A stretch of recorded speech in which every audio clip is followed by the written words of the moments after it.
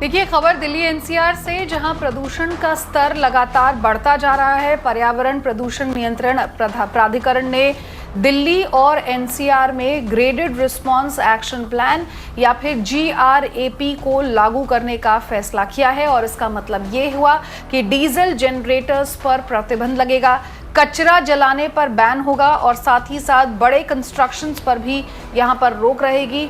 सड़कों पर manual sweeping की भी मनाही होगी। मेरे साथ मेरे सहयोगी आलोक यहाँ पर ज्यादा अपडेट के जुड़ गए हैं। आलोक, एक बात तो साफ है, दिल्ली में बढ़ता हुआ प्रदूषण जो है वो हवा में साफ दिखाई दे रहा है, सांस लेने में तकलीफ हो रही है। अभी तक जहां पराली जलाने की बात कही जा रही थी, जो बड़ा कारण बताया जा रहा था दिल्ली में प्रदूषण का, अब दिल्ली सरकार ने तय कर लिया है कि आखिर इससे निपटे कैसे, जिसके बाद ये कदम उठाए जा रहे हैं।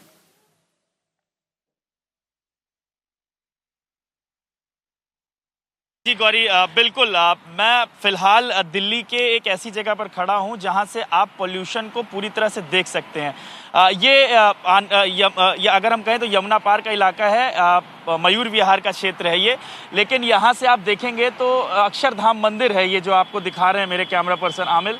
और आपको अक्षरधाम मंदिर की जो स्ट्रक्चर है वो बहुत तरीके से नहीं दिखाई देगा। कारण क्या है कि जो स्मॉग की चादर है, जिसको कहेंगे धुआं सा जो है पूरा एनवायरनमेंट है। और अगर आप एक साइड पे देखें तो मंदिर जैसा दिखना चाहिए वो नहीं दिखा, हल्की सी धूप है, लेकिन बहुत मामूली सी धूप शरीर पे पता चल रही है। इसका मतलब है कि कितना पोल्यूशन कितना ज़्यादा है। अगर आप थोड़ा सा पैन करें, अपने कैमरामैन से कहूँगा वो पैन करके आपको दिखाएं, और वो जंगल का थोड़ा क्षेत्र है, रोड का दूसरा क्षेत्र, दूसरा इलाका जहाँ पर थोड़ा पेड़ है वगैरह है, आप वहाँ पर देख करके अंदाज़ा लगा सकती हैं अनुया कि कैसा धुआं सा है और पेड़ जो है प्रॉपर तरीके से नहीं दिखाई दे रहे हैं। और साथ ही साथ आप देखें तो इसी तरह से सड़क और चारों तरफ, इधर बगल से मेट्रो लाइन जा रही है, मेट्रो लाइन को भी आप देखिए तो बस मेट्रो लाइन ही दिखाई दे रही है। इस तरीके से घूमते हुए तो ये पोल्यूशन है जो कि दिल्ली में बढ़ता चला जा रहा है। आज भी जो पोल्यूशन का लेवल है AQI जिसको हम लोग बोलते हैं, लगभग 300 पहुंच रहा है। और यानी कि वेरी पुअर कैटेगरी 200 से 300, यानी जब आप 300 तक पहुंचने लगते हैं तो 300 से यानी पुअर कैटेगरी पे आ जाता है। तो ये सारी चीज़ें शुरू हो चुकी हैं। इसी को देखते हुए दिल्ली सरकार खासतौर पे EPCA जो कि एनवायरनमेंट पोल्यूशन कंट्रोल अथॉरिटी है, सुपरविजन सुप्रीम कोर्ट के अंडर में बनाई गई थी, उन्होंने ग्रैप लागू करने का फैसला लिया है। आज से ग्रैप लागू होगा।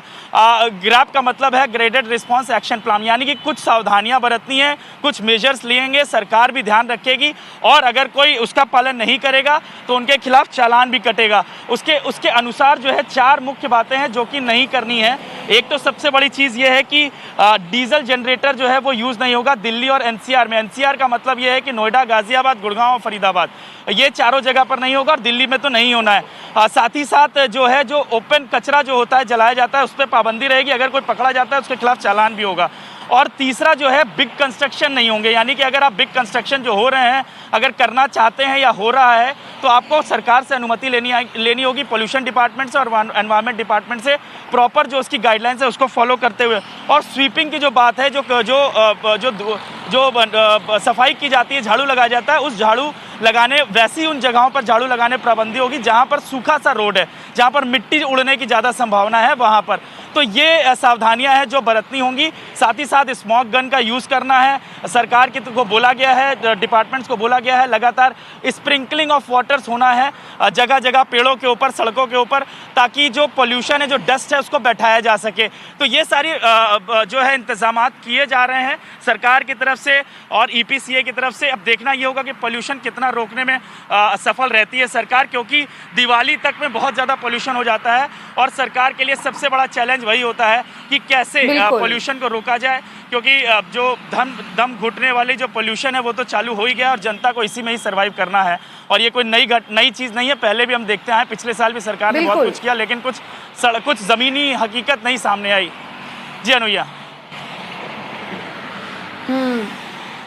आलोक, बिल्कुल सही कहा आपने, क्योंकि जो तस्वीर आप दिखा रहे हैं ना, अगर आपको याद हो तो पिछले 4-5 सालों से हम इस तरह की तस्वीर अक्टूबर की शुरुआत से ही देखने लगते हैं, जब पोल्यूशन बढ़ने लगता है। हर साल बड़े बड़े वादे किए जाते हैं और हमें यही लगता है कि शायद अगले साल स्थिति में सुधार होगा, लेकिन पोल्यूशन, ये प्रदूषण जो है वो बच्चों के लिए, बूढ़ों के लिए, सभी के लिए बेहद खतरनाक है, जिन्हें सांस लेने में तकलीफ हो रही है। और उम्मीद करते हैं कि जो कदम उठाए जा रहे हैं उससे कुछ काबू में जरूर आएगा ये बढ़ता हुआ प्रदूषण। शुक्रिया आलोक इस अपडेट को हम तक पहुंचाने के लिए।